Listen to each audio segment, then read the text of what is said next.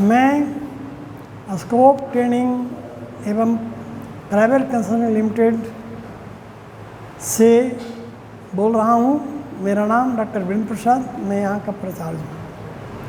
आज मैं एक ऐसे बीमारी के बारे में बताता हूँ, वो वायरस से नहीं होता है बीमारी, बैक्टीरिया से भी नहीं होता है, परोपजीवी से भी नहीं होता है ना। वो डिफिशेंसी डिजीज़ भी नहीं है। वो डिजीज़ का जन्म होता है फंगस से, फफूंद से। तो फंगस जो है, अगर आप देखे होंगे कभी कभी कि पानी में भीग गया पुआल, उजला उजला उसमें वही फफूंद आ जाता है। और वैसा फफूंद वाला घास या भूसा अगर पशु को खिला दिया जाता है तो उसी से ये बीमारी होता है। उसमें क्या है कि एक फिजोरियम नाम का फफूंद है, उस फफूंद का भी नाम है फिजोरियम, जो कि गंदे पानी में भीग जाने से पुआल में पाया जाता है।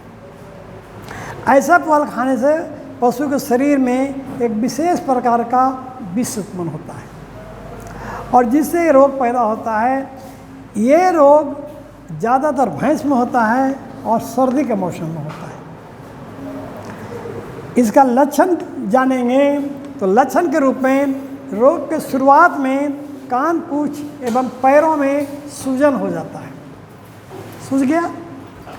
पशुओं में चलते समय पैरों से लंगड़ापन होता है, मैंने दर्द दिखाई पड़ता है और ज़्यादातर भैंस में होता है और लंगड़ाने लगती है भैंस। शरीर से बाल झड़ जाएगा और पीठ और छाती पर धब्बा दिखाई पड़ेगा, ऐसे चकत्ता कर जैसा होता है। और खूर, कान, थोथुना के अंत में कट जाएगा। हम पूंछ में कटते देखा हूँ, पूंछ में मैं कटते देखा हूँ, कान भी कटते देखा हूँ, नाक से भी हम कटते देखा हूँ, है ना। और वो गैंग्रीन सड़ जाता है, सड़न होता है। इसको गलित रोग भी कहते हैं, कहीं कहीं पे इसको कोढ़वा रोग भी कहते हैं। तो ये हम लोग इसका, और उस समय जरूर निश्चित रूप से दुर्बल हो जाएगा, खाने पीने में रुचि नहीं रहेगी भैंस का, या जो इसे संक्रमित हुआ। अब इसको करना क्या है, चिकित्सा क्या करेंगे। देखिए, ये बीमारी न तो बैक्टीरिया है न वायरस से है, ये तो मैं पहले बता दिया हूँ। तो इसमें फिजोरियम फफूंद से जो विष उत्पन्न होता है उसके लिए एंटीडोट नहीं दिया जाता है।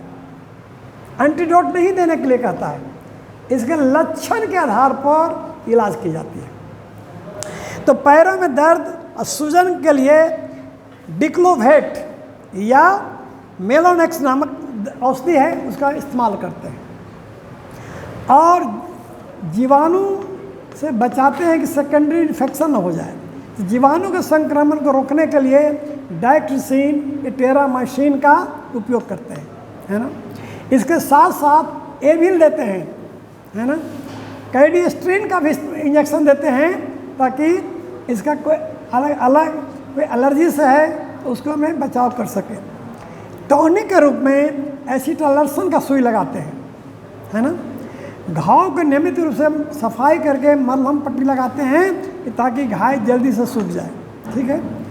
बचाव के लिए इसका कोई वैक्सीन नहीं है, क्योंकि बैक्टीरिया से बीमारी होती नहीं है, वायरस से भी नहीं होती है, इसका वैक्सीन भी नहीं होता है।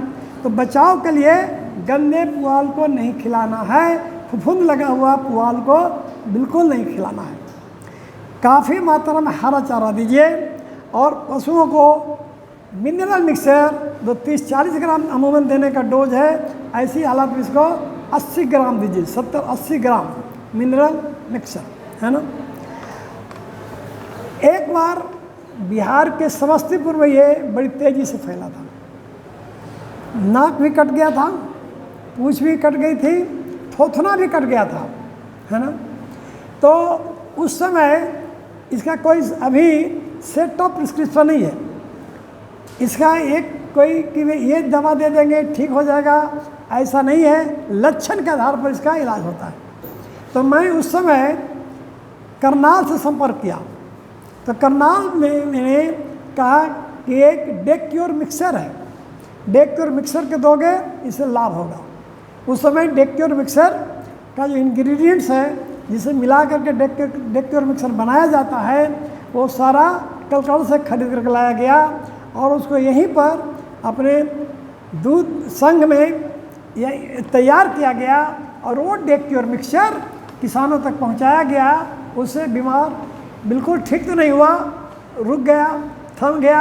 ये लंबे समय तक ये भैंस कमज़ोर रहती है, दूध देना कम हो जाएगी, गर्मी में नहीं आएगी। तो जब ये इतनी कमज़ोर हो जाती है, अगर इसको समय से व्यवस्था नहीं की गई, उपाय नहीं किया गया, उसके लक्षण के अनुसार इलाज नहीं हुआ, मर जाती है ना। यही है। और ये डेगनाला एक नदी है, डेगनाला नदी है, वहीं पर बीमारी पाया गया था, इसलिए डेगनाला डिजीज़ हो गया। आज के दिन डेगनाला पाकिस्तान में है, हिंदुस्तान में वो नदी नहीं है।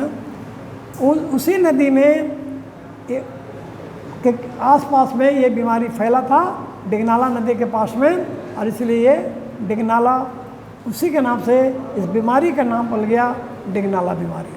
ठीक है। विशेष जब कोई क्लास में, अगले क्लास में कोई प्रश्न होगा तो वो आपको पढ़ के आएंगे, समझ के आएंगे, है ना। और तब फिर आप दोबारा फिर बता देंगे डेगनाला के बारे में, ताकि आपको, हालांकि ये बीमारी एक साल होता नहीं है, उसके बाद से फिर बिहार में दोबारा नहीं आया।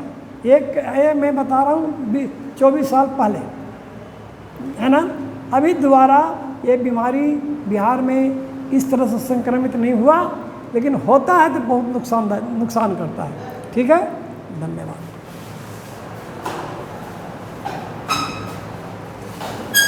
नहीं काम चल